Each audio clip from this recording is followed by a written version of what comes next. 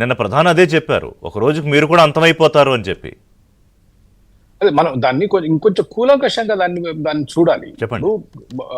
ఎప్పుడైతే ఆఫ్ఘనిస్తాన్ లో ప్రభుత్వాన్ని కూల్చడానికి నేను మాట్లాడేది మూడు నాలుగు దశాబ్దాల క్రితం అమెరికా, పాకిస్తాను, ఇతర దేశాలు అన్ని కలిసి సోవియట్ యూనియన్ ఏదైతే ఆఫ్ఘాన్ ప్రభుత్వానికి సహాయం చేస్తుందో వీళ్ళందరూ కలిసి పనిచేసిన వాళ్ళు. ఒసామా బిన్ లాదెన్ దగ్గర నుంచి మొదలుపెట్టి పాకిస్తాన్ సైన్యం, పాకిస్తాన్ ప్రభుత్వం, ఈ ముజాహిదీన్లు అందరు కలిసి సోవియట్ రష్యా మీద యుద్ధం చేశారు. దాని తర్వాత 9/11 జరిగింది. 9/11 జరిగినప్పుడు అమెరికా ఇంతకుముందు ఎవరితోటైతే పనిచేసిందో వాళ్ళకు వ్యతిరేకంగా పోరాటం చేసింది. ఒసామా బిన్ లాదెన్ కానివ్వండి, తాలిబాన్ కానివ్వండి, అల్ ఖైదా కానివ్వండి. సో ఈ రోజు పాకిస్తాన్ లో మొత్తం గందరగోళం, రకరకాల టెర్రరిస్టులు, కొందరు పాకిస్తాన్ ప్రభుత్వంతో పోరాడుతుంటే ఒక పక్క కాశ్మీర్ లో ఉగ్రవాదం, ఈ రకరకాల సమస్యలతో సతమతం అవుతున్నారు ఈరోజు.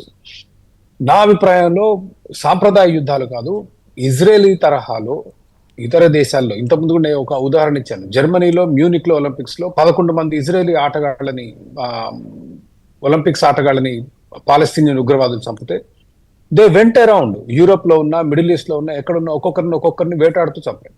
మొన్న మనం చేసిన దాడిలో పహల్గామ్ తర్వాత మనం పాకిస్తాన్ మీద తీసుకున్న చర్యలో ఒక ప్రముఖ తీవ్రవాది అబ్దుల్ రౌఫ్ అజర్, మసూద్ అజర్ తమ్ముడు చనిపోవడం జరిగింది. అదొక్కటే మనకు వచ్చిన పెద్ద హిట్ ఏంటంటే అదొక మేజర్ టెర్రరిస్ట్ హిట్.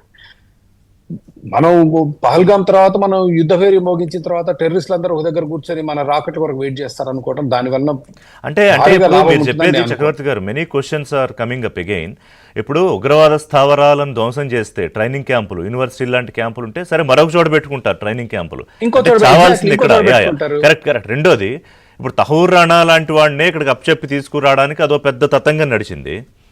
సో మీరు అన్నట్టు ఇంకా దేశ విదేశాల్లో ఎవరైతే ఉగ్రవాదులు ఉన్నారో, ఆ మాటకు వస్తే అసలు పాకిస్తాన్లోనే అంతమంది ఉగ్రవాదులు ఉన్నారు తలదాచుకుంటున్నప్పుడు, మరి వాళ్ళని అప్పగించాలి అనే చర్చలు నేను ఇందాక డాక్టర్ జేపీ గారిని అదే అడిగాను. Is it the right time to start the talks? Sir, తలదాచుకోవటం కాదు, బహిరంగంగా తిరుగుతూ ప్రసంగాలు. కరెక్ట్.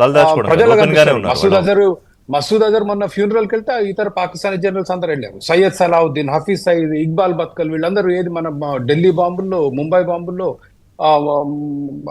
దాని తర్వాత ఇంతకు ముందు కాశ్మీర్ లో ఎన్నికలప్పుడు మనకు జరిగిన బాంబులు అన్నిట్లో పాల్గొన్న వాళ్ళు కాదు, కానీ దే ఆర్ మాస్టర్ మైండ్స్. కనుక ఉండి కుట్ర చేసి దానికి ప్లానింగ్ ఇచ్చి ఎగ్జిక్యూట్ చేసిన వాళ్ళు వీళ్ళందరూ పాకిస్తాన్ లో బాహాటంగా తిరుగుతున్నారు.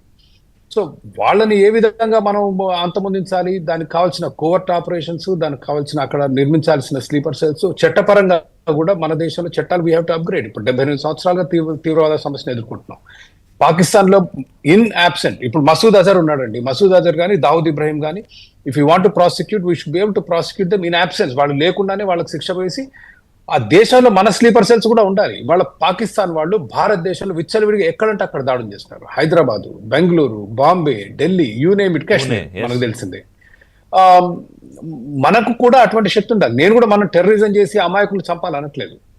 కనీసం ఆ దేశాల్లో ఉన్న టెర్రరిస్టులను మనం వెళ్ళి, దావుద్ ఇబ్రాహిం ఎన్ని సంవత్సరాలుగా ఉన్నాడు ఇప్పుడు పాకిస్తాన్ లో, మనం ఈ రోజుకి అతన్ని ఏం చేయలేకపోవడం అనేది something we should be ashamed. అంటే యాంటీ టెర్రరిస్ట్ ఫోర్సెస్ బలోపేతం చేస్తూ ఆ గ్రూప్స్ అక్కడ ఉండాల్సిన అవసరం ఉందని మీరు చెప్పింది డాక్టర్ జేపీ గారు.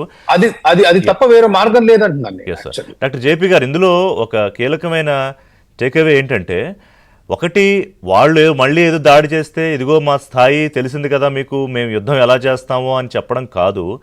ఆల్రెడీ ఎవరైతే అక్కడ ఉన్నారో, ఇంకా ఎప్పుడూ వాళ్ళు భారత్ మీద విషం కక్కుతూ ప్రణాళికలు రచిస్తూ ఉంటారో వాళ్ళని వెంటాడి